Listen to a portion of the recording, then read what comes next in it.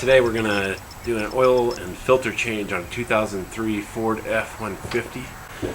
The tools you're gonna need is a half-inch socket for the oil plug, and then I always use Fram oil filters. It's a pH2. Probably gonna need some kind of a filter wrench if we can't do it with our hand, and of course a funnel is always nice for when you're putting oil in. So first I'll show you where all this stuff is and let's get started. Okay, so very first thing I like to do is to take off the oil filler cap to act as an air inlet on one side that helps it drain out the other side. Next we're gonna take the plug out and I'll show you where that's at. We're just gonna go under like this, follow me. Dun, dun, dun, dun, dun, dun, dun, dun, dun. It's good to have your own theme music. Dun, dun, dun, dun, dun. Can you tell where I am? See that? That's your oil pan, that's your oil plug.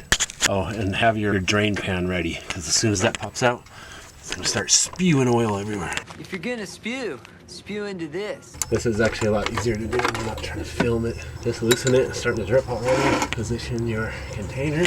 I'm gonna wanna overshoot my bucket. Just gonna let it drop. I have a screen on my drain pan. I'll just drop that bowl.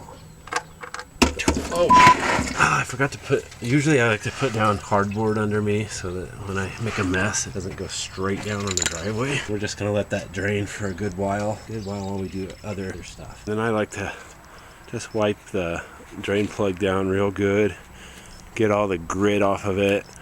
A lot of people will recommend that you replace this washer every time you do an oil change. I've actually never replaced one of these and I've never had a problem with my oil leaking. Alright, so next, while we're letting the oil just completely drain out, we're gonna take off the old oil filter. So I'll show you where that's at. A good way to find the filter is there's the front differential and then it's right up. You see that little orange peeking out? That's the filter. Always remember when you're taking a filter off, there's residual oil in that thing, so you want to be ready for it to spill out. So like right where I am is horrible because I'm gonna dump it all on myself. See my hand? Alright, they didn't tighten this very much, so it's easy to get off. So I'm not gonna need an oil filter wrench, which is nice. Be ready. Gosh, I need to oh, here it comes. Oh gosh, freaking monkey. That's what happens. I told you it was going to come right down on me, and sure enough it did. This is the first time I've done it on this truck. In the future, I will know. Son of a biscuit. Oh gosh, this is way easier. Retell you how to get in there. Filter, oil filter. Go through the the front tire. Under here. Right, this way. See that? The filter's right there. Come in this way and you won't pour oil on yourself like I just did. So there's our old filter to take for your new filter. Just dip your finger in there. There's lots of old oil in there. And then take your new filter and just kind of put it on around that seal there. That's going to help the new one seat better. Kind of seal it. So now you can go ahead and put the new filter on. And so this is kind of just blind feeling. There's a post. See the threads right there? There's a post that big sticking out of the side of the engine. Fits in there like this. So we're going to go up in there and just screw it on that post. Once you feel it seat, see these little arrows? You're going to turn it. It has directions on the side here.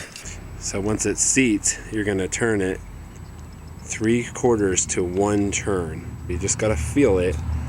And this is when a filter wrench comes in handy because sometimes it's really hard to do that by hand. Sometimes the camera has to go right where my hand has to go, and so I can't film it. I don't know how to film this. I don't normally need all this light in there. Oh, God, I got light in my eye. You're an idiot. Alright, so I got it seated on the post. You can sort of see the orange there.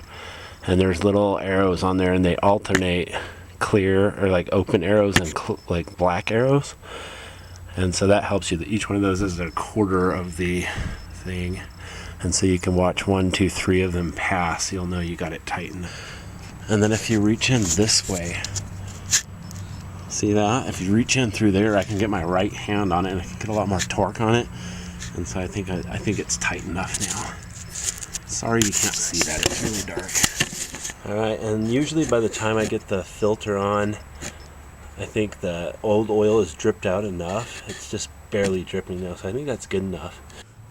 Alright, we're going to go ahead and put our plug back in.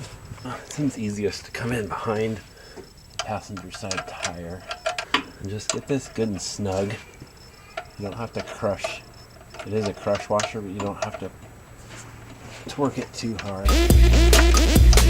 There, that's pretty snug right there. Alright, be sure to be a responsible citizen and take this to your local AutoZone or O'Reilly's and they'll dump it for you.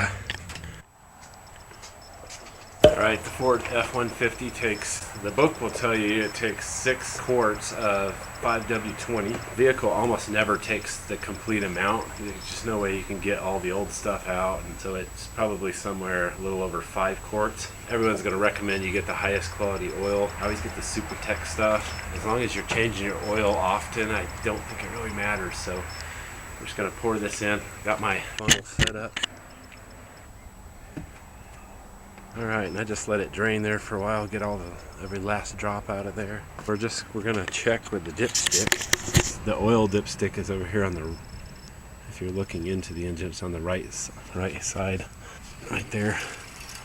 And we're just gonna keep checking this until it's in the between minimum and maximum. Always wipe your first dip and then try again. Looks like it lands right between minimum and maximum. Gap foam on. Okay, so one important thing to remember when measuring your oil is to do it on a level surface. Almost all driveways, you see my mess? Sorry about that.